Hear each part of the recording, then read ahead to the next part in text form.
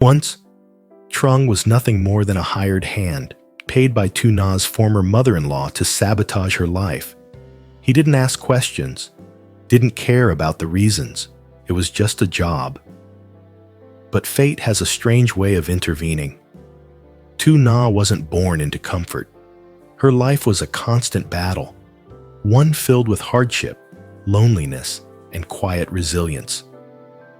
Yet even in her darkest moments, she never turned her back on someone in need. She was the kind of woman who would offer help without expecting anything in return. And one day, that selfless act would change everything.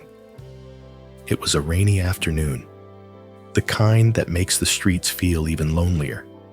Trung was on his way to carry out the cruel task he'd been paid to do.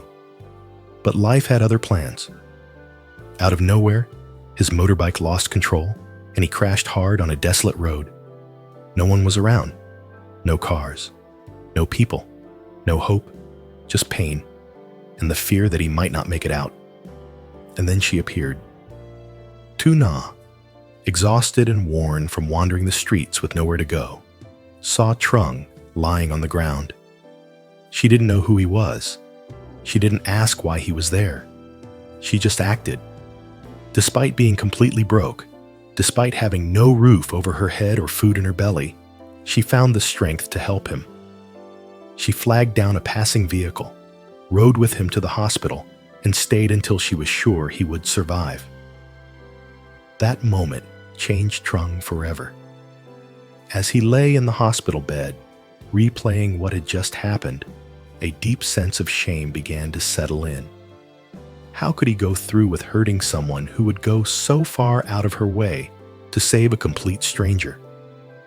Especially when she had nothing to give except her kindness. The next day, Trung made a choice. He returned the money he had accepted and told Tuna's former mother-in-law he would no longer be part of her schemes. He walked away from the darkness, carrying the weight of his guilt, but also something else, a promise to himself. From that point on, he would make things right. And he did. Trung became one of Tuna's silent protectors, alongside Kiet, another man who had grown to deeply care for her. Trung made sure she was never alone in her struggles again. Whenever she needed help, they were there. Whether it was fixing something around the house, lending a hand with her child, or simply being present during tough times, he showed up. Not for recognition, not to clear his conscience, but because he had finally seen what kind of woman Tuna truly was, someone worth protecting. The story of Trung and Tuna isn't just about redemption. It's about how a single act of kindness can change a heart, can reroute someone's entire life. Tuna didn't save Trung because she expected anything in return. She didn't know he was supposed to harm her. She helped him because that's who she is. And in doing so, she saved herself from a hidden danger and gained an unexpected ally. Now, as Trung stands by her side, the truth is finally coming to light. Who would have thought that the man once sent to destroy her would end up being one of her greatest protectors? Sometimes, life writes its own twists, and in this one, it reminds us that even in our lowest moments, compassion has the power to heal, transform, and inspire. It was a quiet afternoon. The sun filtered softly through the trees, casting gentle shadows across the front yard where Tuna sat on a wooden bench, her baby girl resting peacefully in her arms. The moment felt almost still, simple, serene, until the sound of footsteps broke the calm. Trung appeared, walking down the small dirt path toward her home. He had a kind smile on his face and slung over his shoulder a mattress, clean, almost new, though clearly well cared for. Tuna looked up, surprised. "Oh, hey, Trung, where are you coming from with all that stuff?" she asked, a bit flustered. Trung gave a small laugh, brushing the dust off his shirt. I was in the area and thought I'd stop by to check in on you two. I had this mattress at home, still in great shape, just not being used. Thought it might help your little one sleep a bit more comfortably. Her eyes widened, touched but hesitant. That's really thoughtful of you, but I feel bad taking something like this. I mean, it's too generous. He shook his head gently. Come on now, don't worry about it. Just take it. It's nothing. I figured it might make things a little easier for you. It's soft, and it'll help the baby sleep better. You deserve a little comfort too, you know. Moved, Tuna gave him a grateful nod. Well, thank you, really. I don't know what to say. No need for words, Trung said warmly. Let's just get it inside. The two of them carried the mattress in together. Trung led the way, careful not to bump into the doorway, while Tuna cleared space in the small bedroom. He laid it down gently, smoothing it over and adjusting the corners, making sure everything was just right. For a moment, it felt like more than just a mattress. It felt like someone showing up, quietly and without fanfare, to say, "You're not alone." They stood there for a few seconds, both looking at the bed, now dressed with softness and care. Tuna glanced at her daughter, already stretching in her sleep, and felt a strange, unfamiliar sense of peace creeping in. Maybe things weren't easy, but kindness like this, simple, human moments, made all the difference. Thank you again, she said softly. Trung gave her one last nod before stepping back toward the door. Anytime, really. And just like that, he left the way he came. No expectations, no need for attention, just one man doing something kind for a mother and child who needed it. But Trung didn't just bring a mattress that day.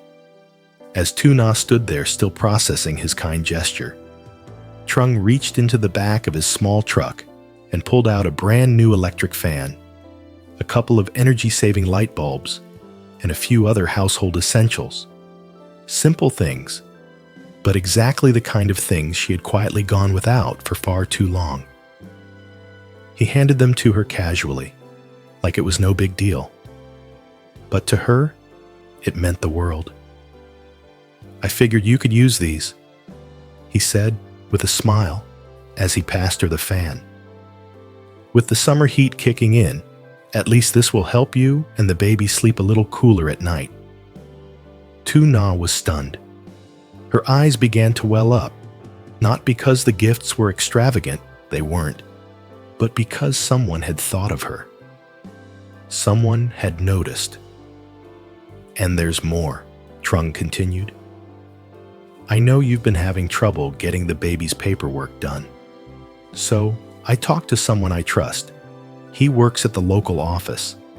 I already told him about your situation, and he's willing to help get the birth certificate sorted. No red tape, no questions. That moment stopped Tuna in her tracks. Not long ago, she had helped Trung during a dark time in his life. No questions asked. She didn't expect anything in return. Back then, he was just another man on the edge, lost and unsure of how to move forward. She'd offered him a warm meal, a listening ear, and a reminder that he still mattered. It wasn't much, but it had stayed with him. And now, he was doing what he could to give that kindness back. I haven't forgotten what you did for me, Trung said, his voice steady, sincere. You didn't have to help me that day, but you did. And seeing you raise your child like this, doing it all on your own with so much strength, it's something I really admire. You deserve better. And if I can make even a small part of that happen, I'm going to try. Tuna didn't know what to say. There were no fancy words to fill that silence, just gratitude, deep, honest gratitude. Together, they went back inside, Trung helped set up the fan in the corner of her modest room and tested the new light bulbs to make sure they worked. There was no rush, no awkwardness, just quiet cooperation, like they had done this before. For a brief moment, the house felt brighter. Not just from the new light bulbs, but from something else. Hope, maybe. Or the feeling that someone had your back. Trung didn't stay long. He never did. But before he left, he turned around and gave her one final glance. "You've got a good heart, Tuna. Don't let the world wear that down." She nodded, her voice soft. "Thank you for everything." And just like that, he was gone. Not out of her life, but out of the doorway. Quiet, steady, and leaving behind more than just things. He left behind a reminder that sometimes even the smallest acts of kindness can be life-changing, especially when they come from the heart. Every item Trung brought, every word he spoke, and every small action he took carried a simple but powerful message. You're not alone. Tuna sat still for a moment, just taking it all in. The space around her hadn't changed drastically, but something within her had. She looked around at the quiet room, now filled not just with light and air, but with something deeper, human kindness. And that, more than any gift, was what moved her most. Holding her child close, Tuna smiled softly and whispered, as if reminding herself, life is hard, yes. But there are still good people out there, people like Trung, who make you believe that as long as you keep doing good, good things will find their way back to you. Outside, the sun was beginning to dip below the rooftops, casting golden rays across the weathered tiles. It was the kind of light that felt hopeful, like a promise that no matter how difficult the path ahead might be, she wouldn't have to walk it alone anymore. And so, the journey of this mother and child continued, still filled with challenges, still far from perfect, but now, with the quiet comfort of knowing that kindness exists, and sometimes it shows up right when you need it most.